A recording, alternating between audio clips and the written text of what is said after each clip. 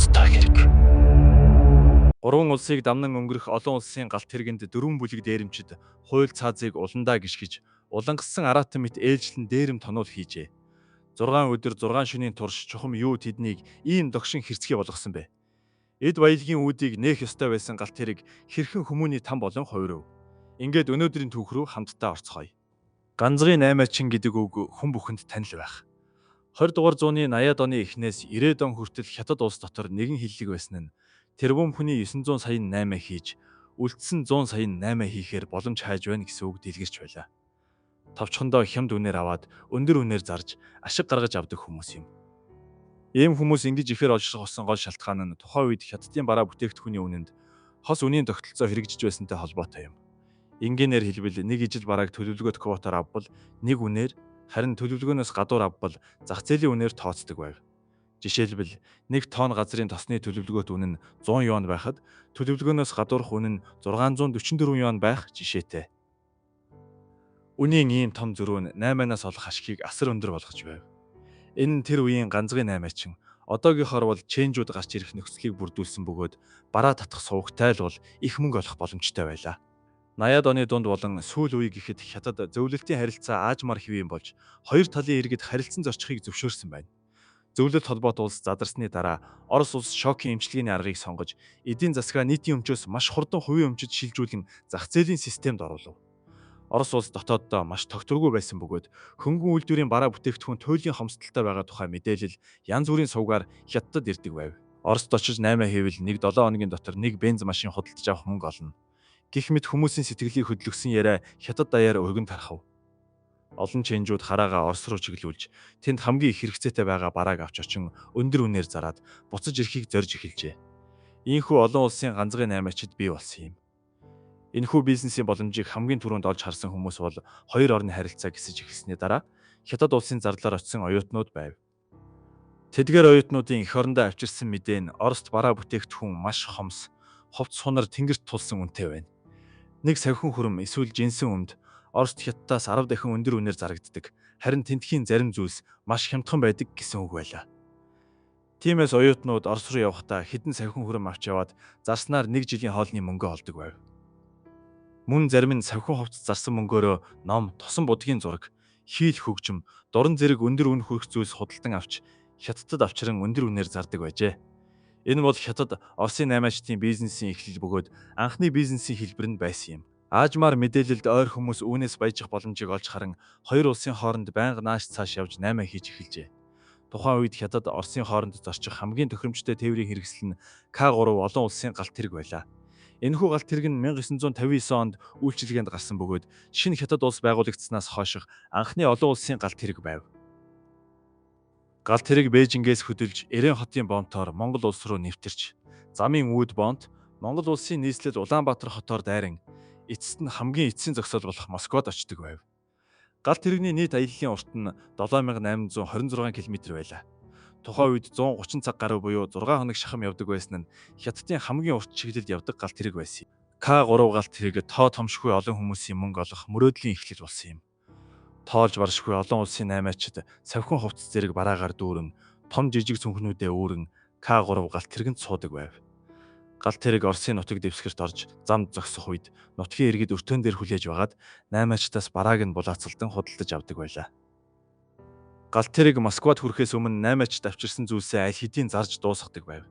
Москвад очоод Хятадд ховор байдаг барааг худалдан авч дахин галт хэрэгэнд сууж буцдаг бөгөөд нэг яваад ирэхдээ чамгүй их орлого олдог байжээ. Гэхдээ нэг яваад ирэхэд их мөнгө олох хэдий ч маш их ядаргаатай, төвөгтэй байсныг санах хэрэгтэй. Галт хэргийн тасалбар олоход хэцүү, хилээр нэвтрэх бичиг баримт бүрдүүлэх ёстой. Дээрээс нь маш олон ачаа тийш чирэн аваад өдөр галт хэрэгээр явахдаа унтаж чадахгүй, идэж чадахгүй зүдэрдэг байв. Аажмаар зарим нэг муу санаатай хүмүүс бараа зөөхөө болж шууд галт хэрэгэнд сууж хулгай хийж амьдрах болов. Цаг хугацаа өнгөрөх тусам эдгээр том жижиг хулгай хийдэг хүмүүс К3 галт хэрэгэнд нэгэн маш том цоорхой байгааг олж мэджээ. Галт хэрэг Бээжингээс хөдлөхөд дотор нь цагдаа болон галт хэргийн үйлчлэгч нар байдаг. Гэвч тухайн үеийн хууль тогтоомжийн дагуу Хятадын цагдаа нар өөр улсын нутаг дэвсгэрт үүрэг гүйцэтгэх хэрэггүй тул галт хэрэг улсын хилээр гарахаас өмнө буюу Эрен хотод бүх цагдаа нар буух ёстой байв. Түүгээрч барахгүй Оросын хуулиар энэ галт хэрэгэнд цагдаа байх шаардлагагүй байжээ. Энэ нь галт тэргэнд маш удаан хугацааны турш ямар ч хамгаалалтын хүчгүй аюулгүй байдлын баталгаагүй байх нөхцөлийг бүрдүүлсэн юм. Үүнийг далимдуулан олон гэмтэтгээдүүд энэхүү цоорхойг онилж боломжийг хүлээж байлаа. Үүнээс хойш галт тэргэнд дээрэм гарах нь ердийн үзэгдэл болж галт тэрэгний үйлчлэгчид зорчигчдыг суухаас өмнө замд дээрэмчид таарч болзошгүй тул аюулгүй байдлаа сайтар хангаарай. Галт тэрэг хил даваад л хэний ч хяналтгүй болно гэж анхааруулдаг байв. Дээрэмчид улам бүр хуулийг уландаа гიშгэж 1993 оны 5 дугаар сарын 26-ны өдөр дэлхийг цочрох хэмжээний гэмт хэрэг Хятад, Монгол, Оросын галт тэрэгний дээрмийн энэ хэрэг гарах хүртэл даварчээ. 1993 оны 5 дугаар сарын 26-ны өдөр Бээжингийн галт тэрэгний буудлын давтсан дээр том жижиг ачаа үүрсэн хэсэг. Хятад хүмүүс галт тэрэг эрхийг хүлээж байв. Хувцлалтаас нь харуул эдгээр хүмүүс бүгд 8 ачид байлаа.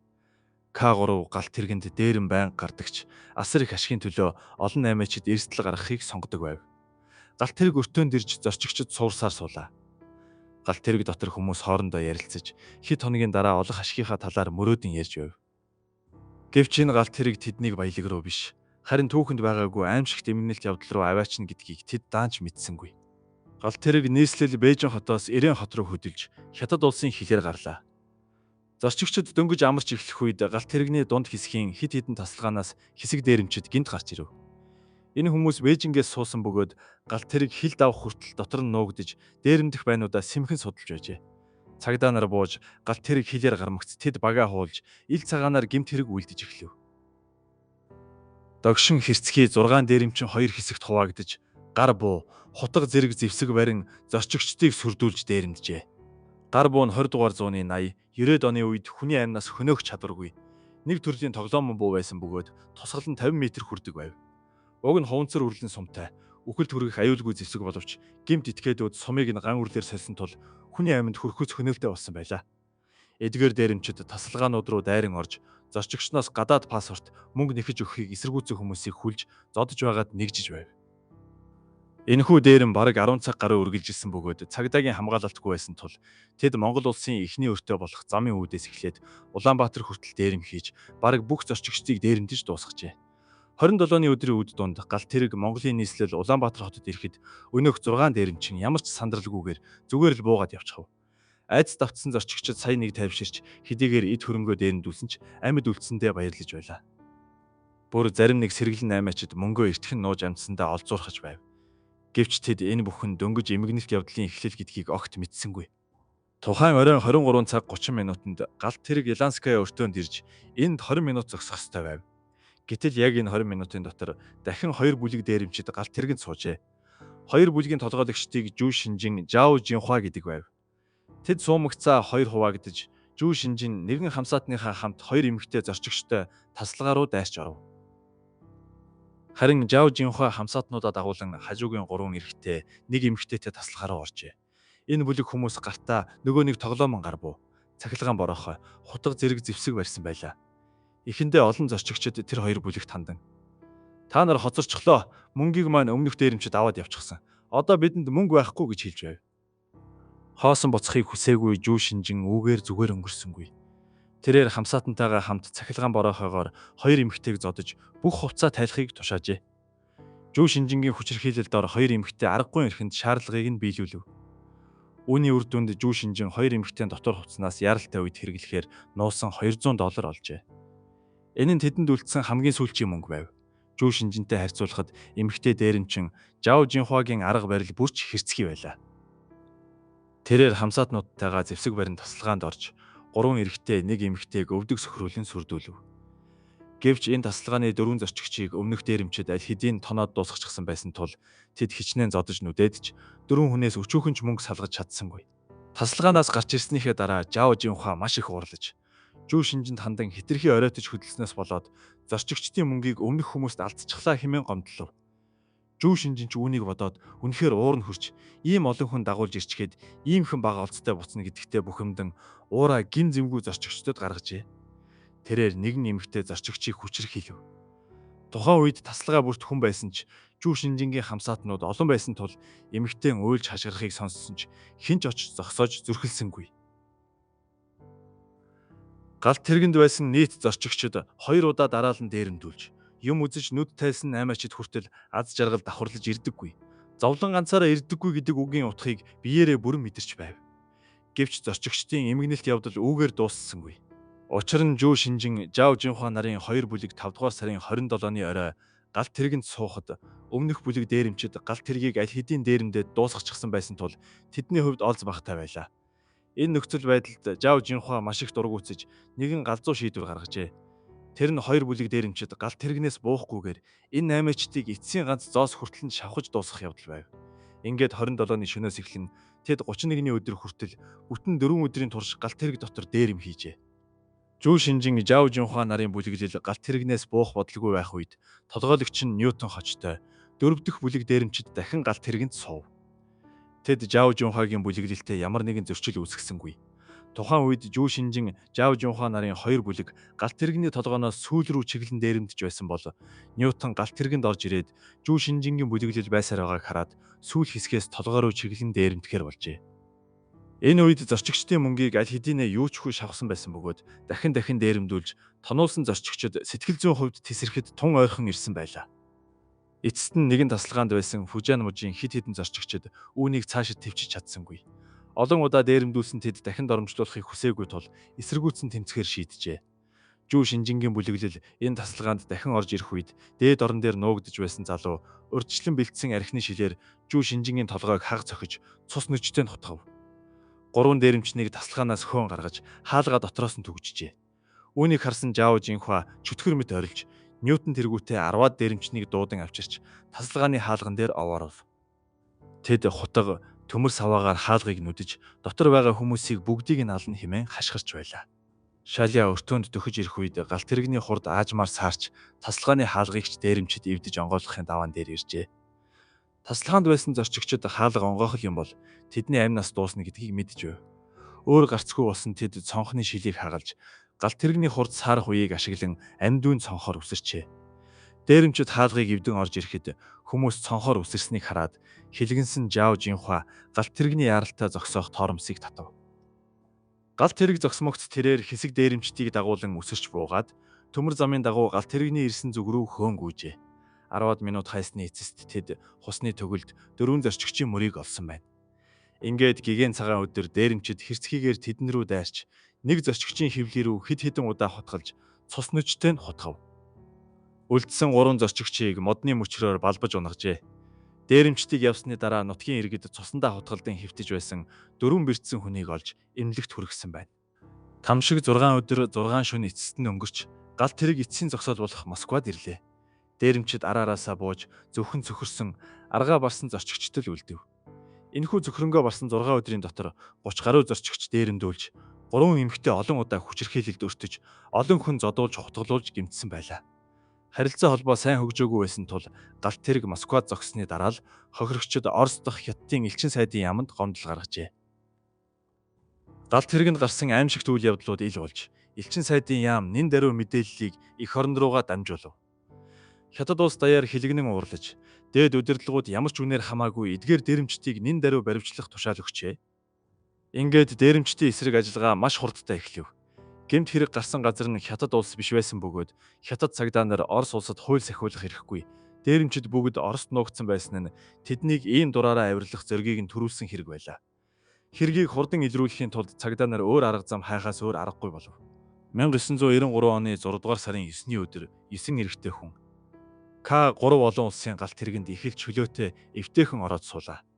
Тэд хослол өмсөж бие авч яваа байдал нь Хятад Оросын хооронд явдаг туршлагатай 8-ачид мэт харагдана. Үнэн дээр энэ 9 хүний жинхэнэ дүр нь 30 орчим насны бүгд бие бэлдэр сайтай тулааны урлаг эзэмшсэн цагдаа нар байлаа.